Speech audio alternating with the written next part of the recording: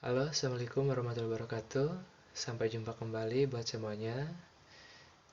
Saya perkenalkan diri, saya dengan Aka.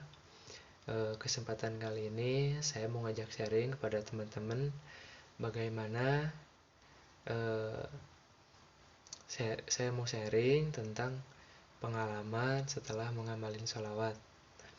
Apakah setelah kalian udah ngamalin sholawat, kalian langsung mendapatkan kisah keajaiban sholawatnya ataupun keajaiban itu langsung datang, apa lambat datangnya, apa gimana?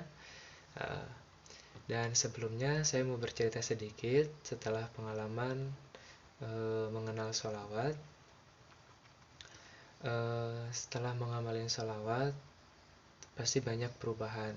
Tentunya perubahan kita tidak baik, insya Allah akan menjadi baik karena kita udah punya niat untuk bersalawat pun kita udah punya niat ingin lebih baik gitu kan. Nah, salah satunya kita ngedawamin salawat adalah eh, kita apa ya, ingin diampuni segala dosa-dosa kita oleh Allah Subhanahu wa taala dan diberikan keberkahan tentunya dan diberikan syafaat oleh Rasulullah. Nah, maka dari itu buat teman-teman, apa yang kalian sudah rasakan setelah ngamalin sholawat? Eh, Mau berbagi cerita bahwa kedahsyatan sholawat itu emang luar biasa dan banyak juga ya dari channel-channel YouTube baru ataupun yang lama tentang pembahasan-pembahasan sholawat yang telah terjadi gitu ya. Dan saya banyak juga menyimak-nyimak gitu ya tentang keajaiban sholawat itu, bahwa banyak hal-hal yang tidak diduga-duga datang dalam kehidupan kita semua gitu.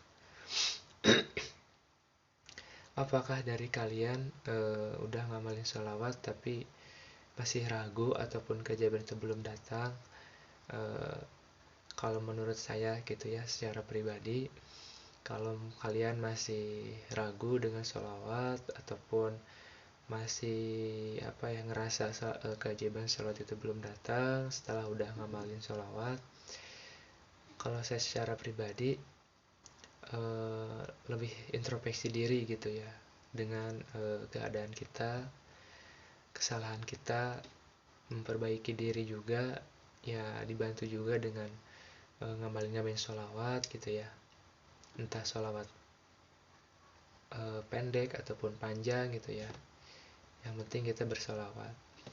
Nah, terus setelah saya udah niat gini, udah niat sholawat, eh, udah niat sholawat, dirunitaskan setiap harinya, entah mau yang 1000 atau 400 kali setiap harinya, ataupun setiap kita pergi, ataupun saat kita lagi ada waktu luang gitu ya.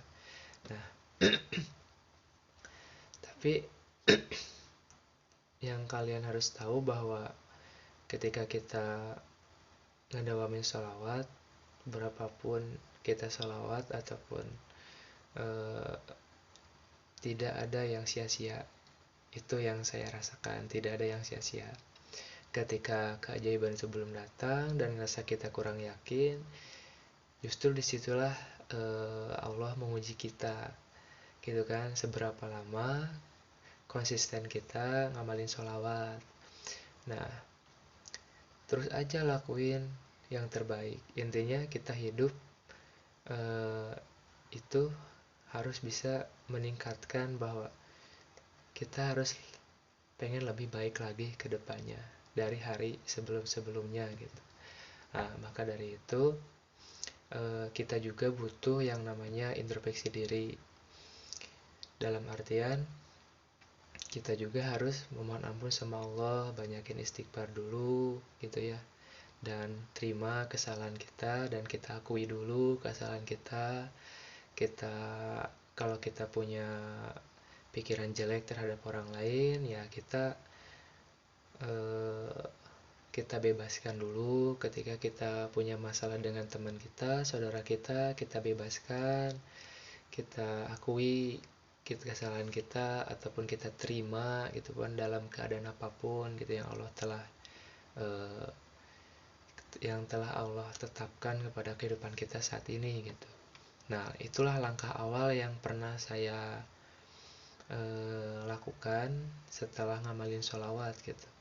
Jadi memperbaiki dulu pola pikirnya, pikiran kita harus positif dulu, terus niat kita juga harus lurus gitu ya, jangan belok belok gitu ya. Namanya juga manusia, pasti ada luput dalam kesalahan ya, tapi di sisi lain cek orang Sunda nama ya, salah tong salah teuing gitunya, tapi di sisi lain kita juga harus punya rasa ingin lebih baik. Nah, dan dahsyat juga gitu setelah mengenal yang namanya sholawat, kemudahan itu lebih cepat gitu dibanding kita cukup berdoa aja gitu. Karena saya juga pernah mendengar bahwa ketika kita berdoa, ketika kita menjalankan sholat 5 waktu, kalau kita tidak ataupun kita banyak mohon ampun sama Allah, tapi kalau kita tidak dibarengi dengan sholawat, maka tidak sempurna kita menjalankan menjalankan sholat 5 waktunya, ataupun tidak bisa dibilang tidak apa ya, kalau kata Habib Novel mah katanya tidak diterima oleh Allah Subhanahu wa taala kalau kita menjalankan sholat 5 waktu tidak ada sholawatnya. Ketika kita berdoa pun, kalau pengen cepat dikabulkan doanya ya kita harus dibarengi dengan sholawat. Dan ketika kita udah ngedawamin sholawat, apakah kita harus malas-malesan untuk bekerja ataupun beraktivitas? Tidak seperti itu juga ya. Justru ketika kita udah ngamalin sholawat, ya kita rutinitas kita seperti biasa gitu ya. Kita saat kita punya pekerjaan ya kita kerjakan gitu. Ketika kita punya kegiatan apa aja ya kita jalanin gitu.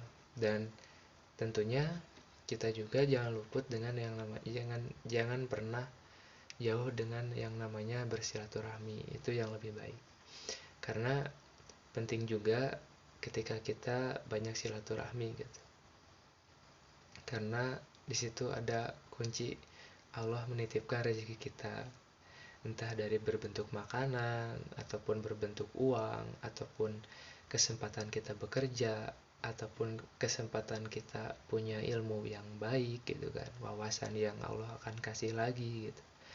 Maka banyak yang bilang, saya sempat menyimak juga ya dalam komentar, dalam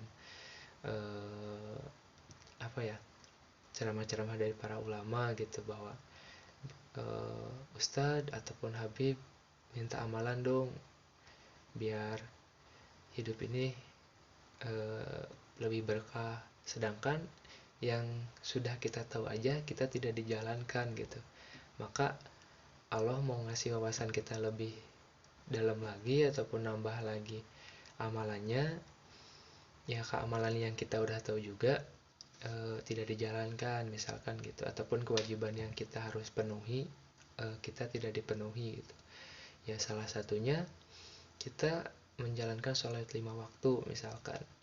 Ya kita, kalau kita belum baik dengan sholat 5 waktunya, ya kita perbaiki dari konsistenkan di setiap waktunya gitu, jangan sampai lambat, telat, ataupun dinanti-nanti gitu, yang biasanya lupa dengan yang namanya sholat 5 waktu, ya kita perbaiki. Terus ketika kita punya rasa marah kepada orang, ya kita sadari, entah itu bisa jadi kesalahan kita sendiri gitu. Ya paling sampai di sini dulu video yang saya buat, sharing saya pada hari ini. Mohon maaf jika ada kekurangan, dan Selebihnya semoga bisa bermanfaat apa yang saya sampaikan, dan ketika ada masukan dan saran untuk berkembangnya channel di YouTube saya sendiri, mohon dikasih saran dan masukannya ya, dan insya Allah saya akan simak sebaik mungkin. Wabillahi taufiq wal hidayah. Wassalamualaikum warahmatullahi wabarakatuh.